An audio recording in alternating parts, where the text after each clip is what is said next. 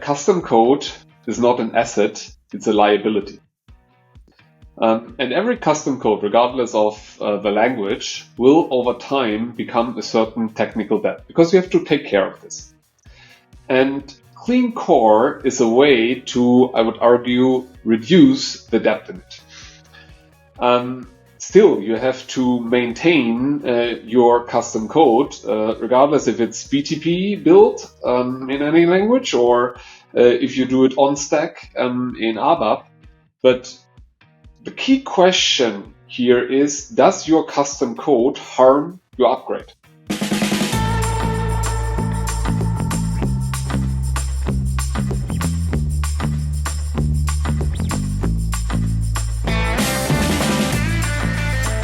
Everybody for joining another edition of the never-ending climb for a stronger supply chain and procurement for companies running SAP. And today we're going to talk about something that has a bunch of people all tied up in knots. What the hell does clean core mean? And with me to help with this question that is on a lot of people's minds, and the answer's been oversimplified and twisted for some, and it's like that game of broken telephone. So let's go straight to the source. We've got Rudy and Steffen with us. Rudy has been with SAP for decades. He's now the head of engineering for S4 Private Cloud, which is a very, very important role because there is nobody better qualified to talk about what clean core means than the guy responsible for making sure the product works every time it upgrades.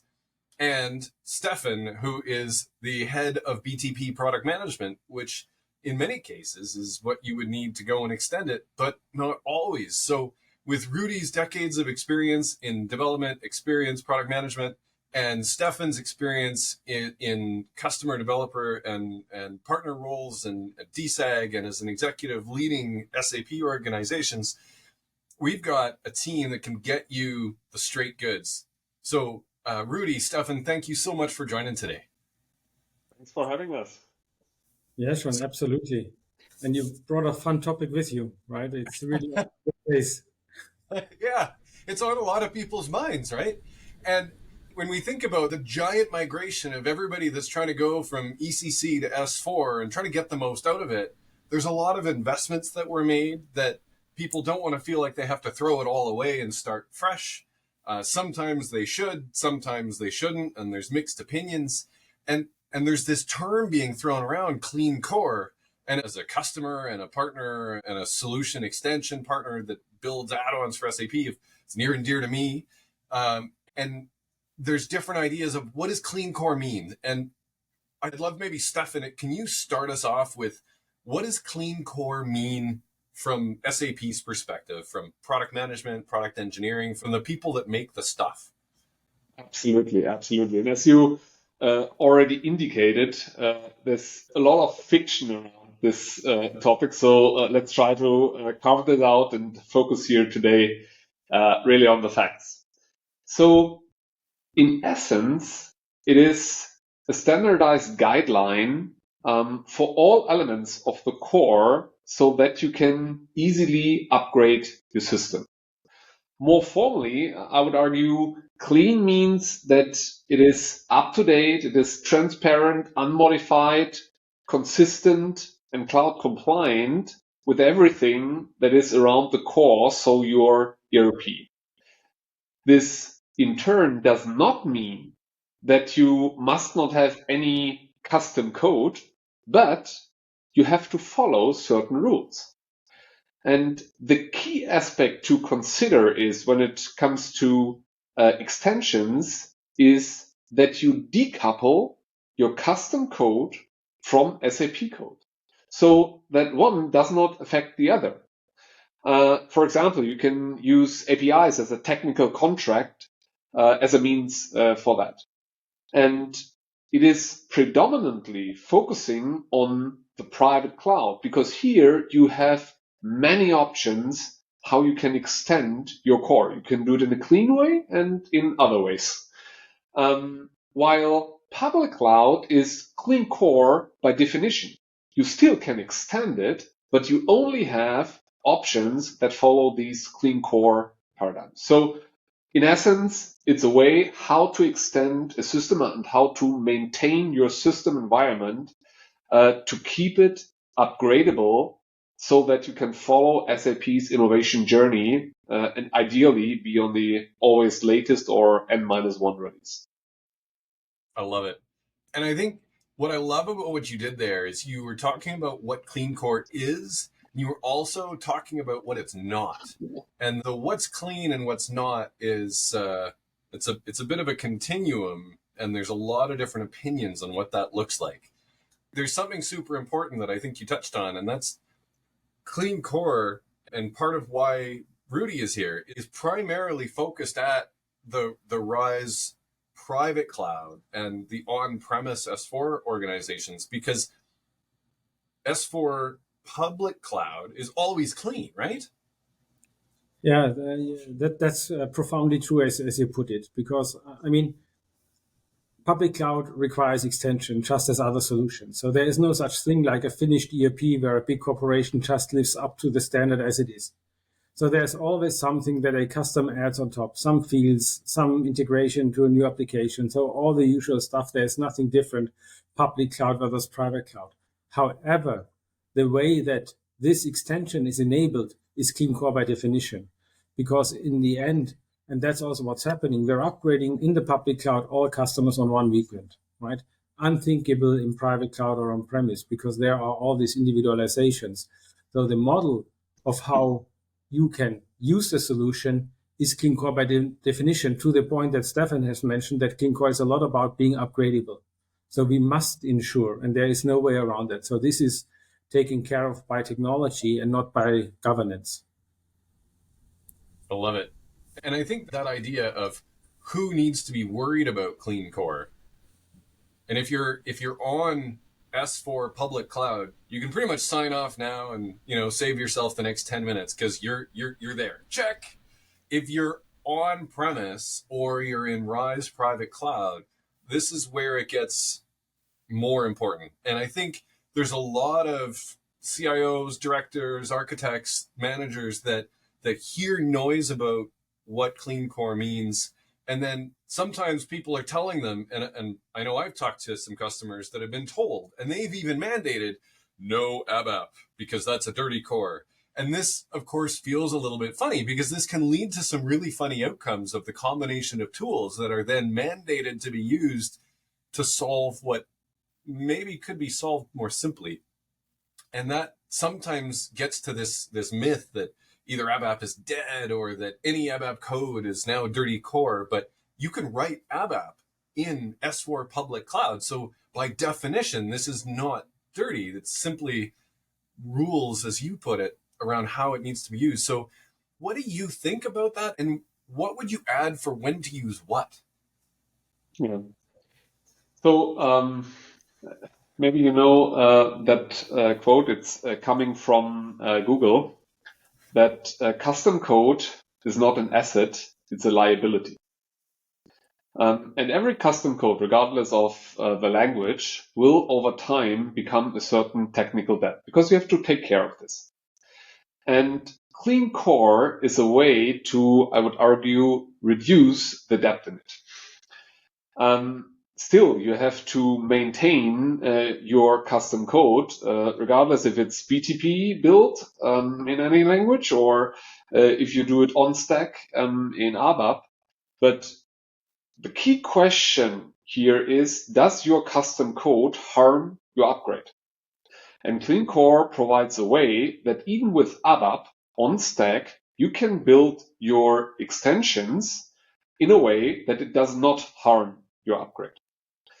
Now, right there, Steffen, that is something more people need to hear. Sure, there's a but. Does it now mean that you should build everything with ABAP on stack? No. And you ask when to use what. Honestly, I can explain some patterns and indications when to go on stack or when to go side by side. Eventually, it is a decision case by case. And we can post later maybe in the chat or on your blog post some links where I can point you or the listeners to. And let's start with the on-stack side. So if your extension is part of a highly integrated business process, then this is an indicator to stay on stack. If you want to extend an existing S/4HANA application, for example, you just want to add a field, a custom field, it does not make sense to replicate and rebuild the entire application on side by side and then add that field there. There are key user tools where you can build in a clean core way your custom fields. Or in some cases where you require really fast SQL access to SAP data, or you have heavy data exchange that would cause, if you do it side by side and have a frequent exchange, either from a TCO or from a performance perspective, would cause an issue, an indicator to stay on stack. Or if you require strong consistency with SAP transactions, so if you have to do an update in the same logical unit of work, you save some master data, and if that fails, you don't want to have an inconsistent state, for example.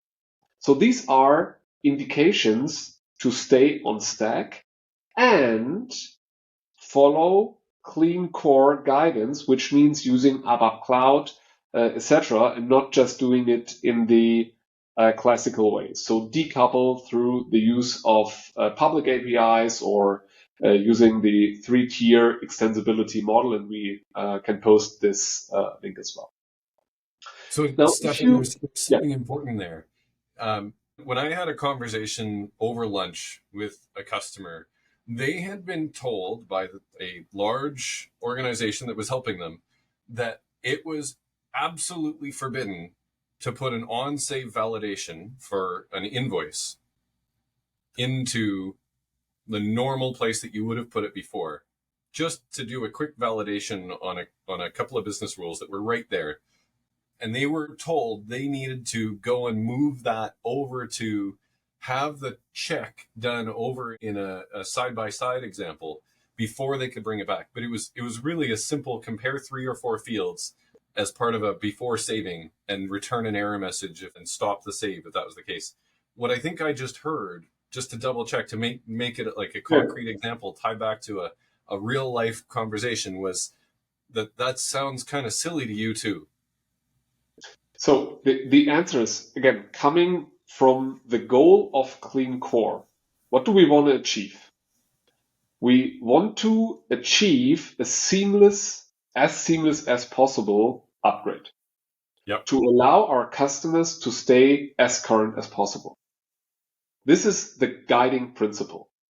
And now, from a technical point of view, we do this as we use, in case of on-stack development, ABAP Cloud, that follows certain principles. And these principles are that your custom code does not interfere, so no modification, that's obvious, but also that you, for example, do not use a global variable from SAP in your ABAP, or that you do not do direct access to an SAP table, or use a function module that is not released, etc., etc.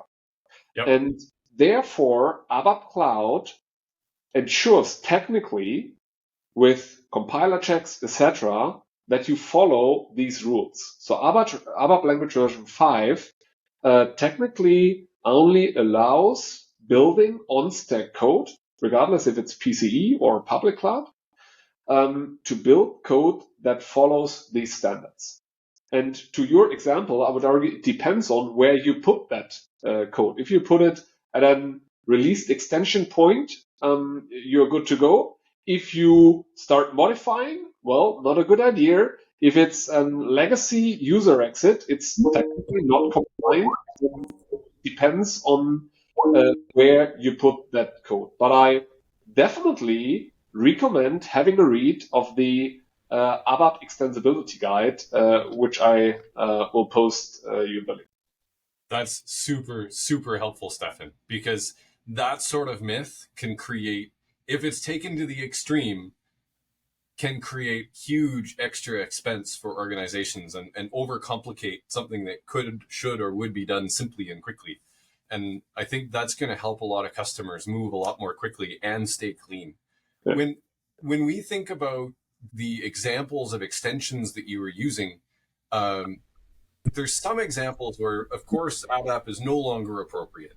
A core mod is just a simple, dead easy one and shouldn't have been done in the first place. But when we think about other examples where we maybe used to think about ABAP as the standard default solution, what would you recommend teams at the leadership level watch and listen for as examples of when they need to remind their teams to level up and pay attention to the modern standards? Yeah. So my immediate reaction to this is it's not a question of ABAP or not ABAP. It's a question of on-stack or side-by-side, because also on BTP, you can build your extensions in ABAP.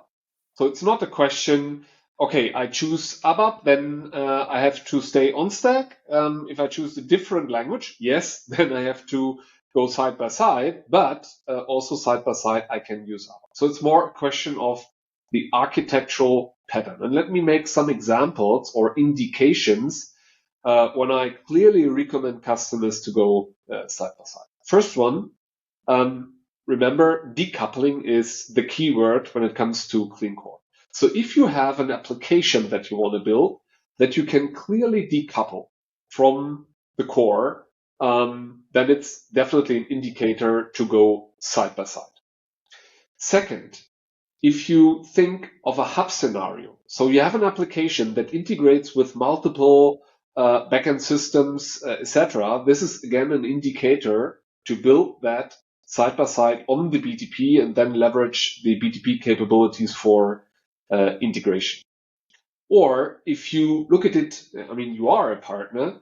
If you look and you want to build a multi-tenant partner SaaS solution, you should do this on the BTP. You shouldn't build it on an on-stack system and then try to manage the connectivity to your customers. Or if you have a mobile scenario, you want to build an application that, for example, uses native mobile functions, camera, etc., or that seamlessly integrates with your device. For all these mobile cases, or even if you want to use an offline scenario, for example, build it on the BTP that is fully fledged with capabilities to build mobile applications that then connect back to the S4 system or any other system. Process automation. Super helpful.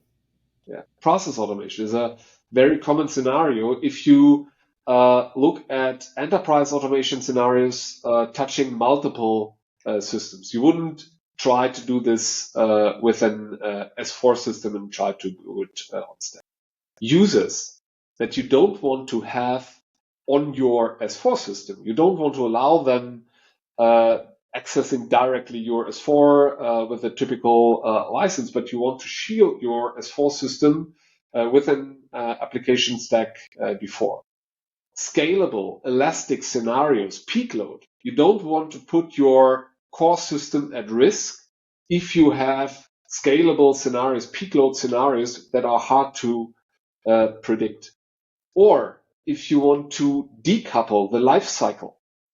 Let's assume you have, let's say, weekly transports in your S4 environment, but you want to have an, let's say, agile build application that is really, let's say, daily or hourly updated with new releases. You can do so by having this on the BTP and remaining your core with your life cycle and operations.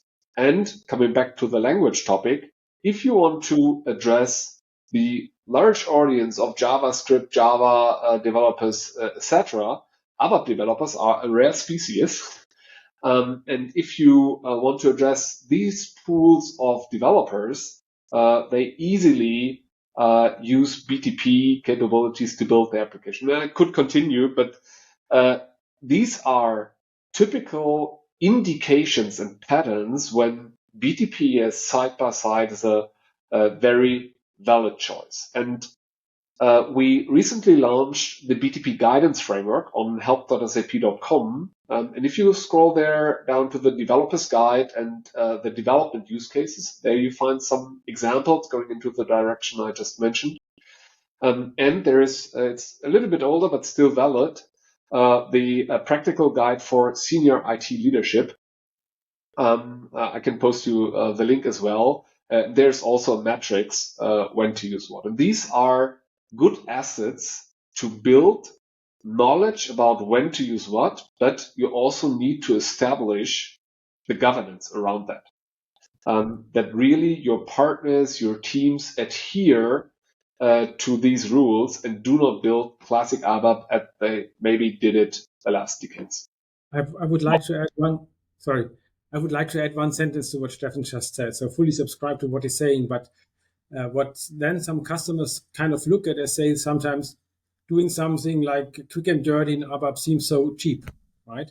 If you bring something to BTP, there's this demarcation line where you offload, where you're not, and you have to integrate. So there's always something extra to a degree. And some customers have been very smart about it. They introduced the concept of lifetime costs for what they're doing. So instead of just looking at the project cost, where doing a small ABAP something is maybe 15K, it immediately is $1 million if you look at the lifetime cost, what it does to you over 10 years of upgrading, of maintaining, and so on. And it's a change of perspective. But that view is never precise, and I'm not pledging to do that very precisely, but already talking about it and being honest about the follow-on costs as you do the decision, because this is the moment to do it right. And then you will find that many more things make a lot of sense to decouple than you would think, right? And I think that is kind of usually the balancing act, which is then the cost in the project, obviously, right? But it's the lifetime cost for the company. And I think that's something to balance in this decision process along with the technical differentiation. What I love about this is it's forcing a harder look at what so often happens in these conversations and projects is we've got to have X. Okay, is X worth this over the next 7 years? And, this is not only the cost of building it once, it's the cost of testing it through the upgrades, making sure it still works through the upgrades, making sure that it maybe needs to be fixed and adjusted. And Steffen, like you said, it is perhaps a liability over time, and it may be perceived by the business as something they need today, but the question of why they need it is often very, very important. Sometimes the most challenging compromises that I've seen made on projects are where the business isn't ready to change yet. So a compromise is made and sometimes adjusted or adapted a few years later. The teaspoon of sugar to help the medicine go down is sometimes worth the agreement to move forward with something to go live. And balancing this is one of the most challenging topics for leaders of this sort of program. And I think that longer term view of what does custom code really land you in the long run, unless it's a significant competitive advantage and it's done in a way that it's decoupled, whether that's decoupled in a tiny way on Stack or whether that's decoupled in a more significant way on BTP, is something I think a lot of organizations need to insert this question in the governance, just like you said. It's definitely something organizations will struggle with, especially where leaders of the IT organization come from an infrastructure background and not an applications background. So this is often the organizations that have a harder time getting more comfortable with this sort of a decision point. Where did clean core come from? Is it just a marketing term, or is there I understand there to be a little more history to this, Rudy? Yeah, absolutely. Because in the end, and we're talking about being upgrade ready and treating a system well. It has been a best practice forever, if you wish. We even had some programs in the 2000s timeframe which were called Back to Standard. So some of you may recall there was a lot of effort looking with customers where you deploy something and you would at a later point in time go back. But guess what? No one's ever done that, because if you do these things as a individual project. You replace something that's working for you with something in standard that will again work for you, but you always have something more important to do. So it's very difficult to get a business case of just back to standard. And this is why it's now surfacing with this overall move to S4. You are all re-platforming. So you anyway touch your system heavily. So instead of having a tidying up project, it's something where you put that as part of what you're doing. And so testing comes for free because you test anyway afterwards. So a lot of the costs that you would incur in a back to standard is something that you anyway do. So it's kind of an added work in doing it more sound technical wise, but it pays off dramatically. So to a degree, it was a best practice. And also, we have seen customers already in the ERP times that had deployed a clean core. I know of some customers who did enhancement package upgrades in 6 weeks. Every time an enhancement package came, 6 weeks later, they were on the latest. Because for them, it was kind of not a non-issue, but a completely different issue than it is if you're heavily modified, if you're heavily extended. And also, it's something where, it pays off over time because as you upgrade regularly, you will consume so much more from standard, which is the value of the upgrade in itself. But it's also the avoidance of complexity in your system, right? Because it's kind of a vicious circle. If you're off the hook, and the average upgrade in ERP times, they were around 8-9 years, right? It's ridiculously long. But if I go from 8 years to 8 years, I never consume any standard because whenever something cool is there, I'm on the wrong release. So I bolt on my own stuff and I bury myself deeper and deeper. So there is an intrinsic business case of staying current. And this is why we're so adamant about, as you re-platform, please ensure that you can stay current this time, that you can stay on top of things, that you can consume things and avoid your bolt-ons. We know of many customers who ended up with 8,000 bolt-ons, individual developments. It's not a big number. I know even bigger ones. So this is dramatic. I know customers who talk about the sediment in the system when they talk about the history of all these innovations, which basically kill them in any type of innovation. And that is counterintuitive if you look at the speed of innovation that you need in times like today, right? How rapid can you adopt AI in your landscape? If you're not on the latest release, it's going to be difficult because the enablement of any provider to you is on the latest releases. Again, you have to build a bridge yourself, which buries yourself deeper, which in turn is lack of speed of innovation for your business, which kind of is a conflict with your relationship with the business.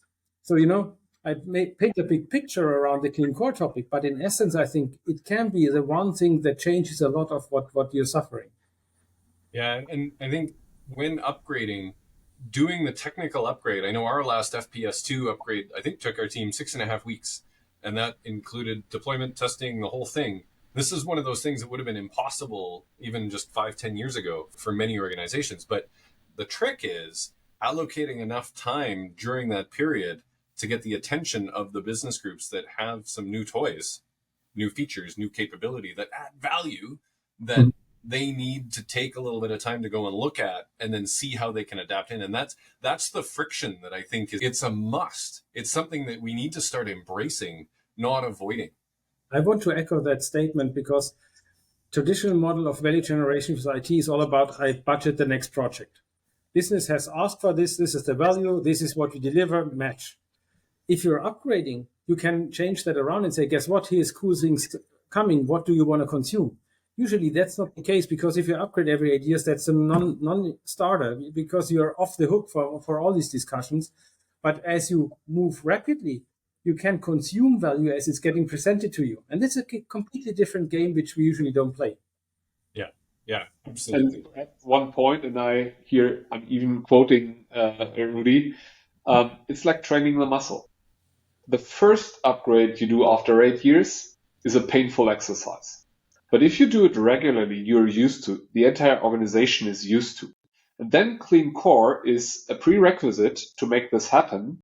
And the organization is used to and is trained to do this frequent upgrades. Yeah, it is. It's just like getting your exercise every day. When you get up and you get your exercise every day and you suddenly need to go run 10 kilometers or 7-8 miles, whatever, it's not so bad. But if you're sitting on the sofa, guess what? That's going to feel like an absolute marathon. So I love that this set of questions and clarity is coming into focus through this conversation.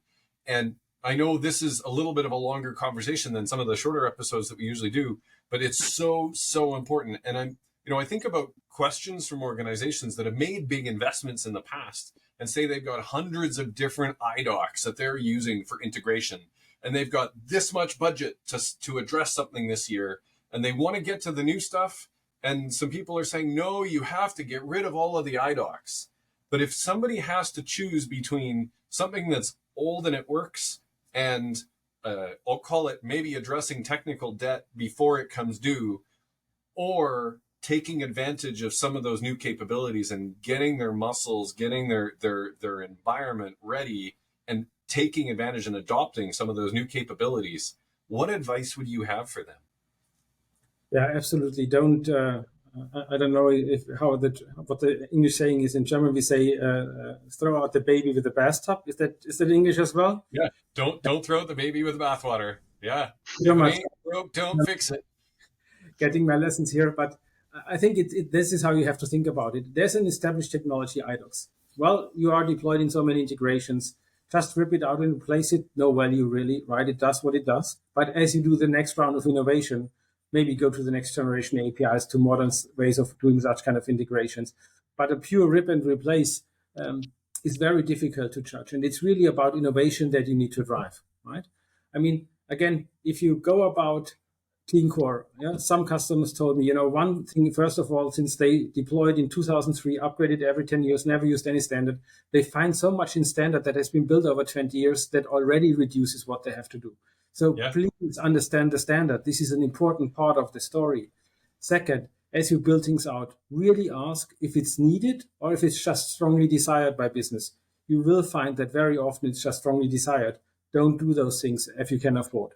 And the other is then decide with a lifetime cost perspective, left or right, in stack or adjacent. And that kind of then is really the trick. And you need to put some governance in place in the project of going there, but then in living in the system as well. It's a change of how you live with your system. All of a sudden you take care with a long-term aspect, right? It's not just the next project all the time. It's really about, having that long-term perspective built into your governance model, how you evolve with the system.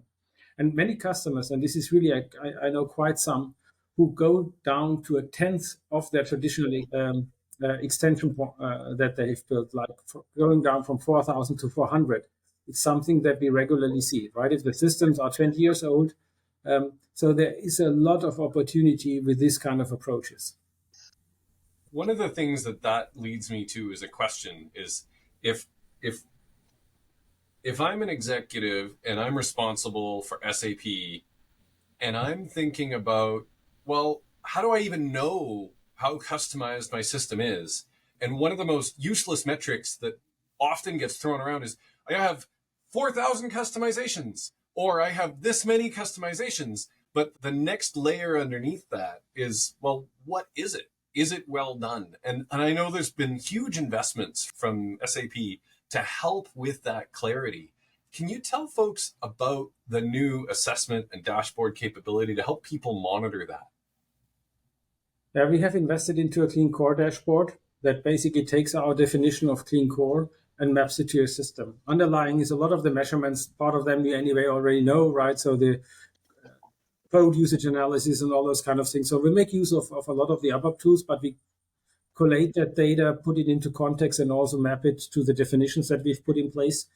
You will find it in SAP. For me, as a private cloud customer, you will always have that in the access, and that gives you the transparency on your system. And obviously, we are also evolving the model of, in a sense of a best practice, how to live with that data. So how to then drive action out of that. But again, it's nothing that, must happen overnight. It's a journey maybe also. So if you're already in the system, it's something that then maybe you do over time, but it will give you an ability to really get transparency and start a manageability of the overall topic. What I love about that is it gives the leadership at the organizations running SAP somewhere they can look, because when somebody tells a new IT director who doesn't have an SAP background that your system has 4,000 customizations, it's so customized, you need to go greenfield. And they go, okay. Meanwhile, most of those were some iDocs that still work, and some on-save validations and some workflows, and they were pretty well done, and they still work, and they upgrade seamlessly. And that context, I think, can be used improperly, and giving leaders tools to help understand the nature of the customizations and how often it's used, which was one of my favorite capabilities that was introduced. I mean, we see really that very often 50% of custom code is completely unused. And that is one that you can already throw out. The second thing I wanted to mention is that maybe one of the best ways of really going about understanding the quality of code is to switch on ABAP Cloud. Because all of a sudden your system checks the quality of your custom code in terms of upgradability, and you get a perspective on that. And it's built in a way that you can, on a very granular level, decide for which to use it or enforce it, and for which you use standard ABAP. But to analyze and then derive action out of it, I think it's a best practice today to, in your system, switch it on and grant exceptions to that for those where it doesn't work differently. And that exception granting should be done by only one or two or three. I mean, one, you always need to think of vacations or whatever. So this is where few people should be allowed to actually grant that exception. So I know we need to land the plane here, and I'm just imagining that that Rudy and Steffen, you both have a couple of thoughts that you would want to leave folks. What do you want them to remember 6 weeks, 6 months from now? And maybe a little flavor of what are you seeing leading customers do that are succeeding with this? Well, first, good news is they can watch the recording. Second, I mean, we touched upon this. In an ever faster changing world, standing still, even with your ERP system, is not an option. And if you want to benefit from the innovations, Rudy mentioned AI and a lot more, if you want to benefit from the improvements, if you want to benefit from the legal changes that you anyway pay for, this goes through being on the always current release. And then there are two distinctions. One is, if you are a greenfield customer, this is a once-in-a-lifetime opportunity. Don't start building extensions the classical way, but follow clean core from day one. And if you are a brownfield customer, it's never too late. Start developing your way to clean. It will pay off. And clean core is not about avoiding extensions at all. It is a way how to outbalance standard and differentiation through extensibility, but in a guided and governed way. Beautiful. Rudy? Yeah, and I want to leave you with the thought that this is not theory. There are customers who are already living there, who have done this endeavor, right? I already mentioned a couple of examples. And to close out with maybe the final one, so this is maybe the most impressive. They were going down from more than 9,000 extensions that they've built to 5% of those. A lot of that on BTP, by the way, so that model also flies with this customer. And for them, the upgrade time went down from 18 months to something like 2 months. And if you think about that, what that means in terms of value for your company, this is dramatic, right? Again, it will be different for each and every customer, but we're not talking theory here. We're talking things that customers are already doing. And again, as we discussed some myth, maybe as the last point, think of it as something that is defined meaningful. It's about a benefit and not about a penalty. So if someone tells you you're disallowed for this or that, if you don't think it pays into upgradability, most likely it's wrong, right? We just covered a few of those, but I hope you got the gist of what we are striving for. So we're not trying to penalize something or taking something away. We're just trying to put a best practice in place and helping you to live up to that and not to ridiculously kill iDocs or something like that, right? Just for the sake of argument. No one's thinking that way. It's really about helping you get your strategic platform in place.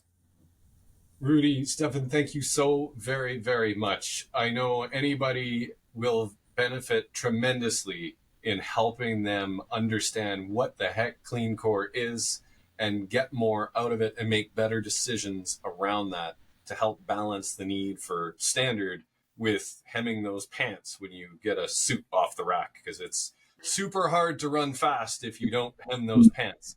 And I deeply appreciate your time. Thanks, everybody. This has been another edition of the Never Ending Climb for a Stronger Supply Chain and Procurement on SAP. We will see you again next week. Thank you. Bye. See you.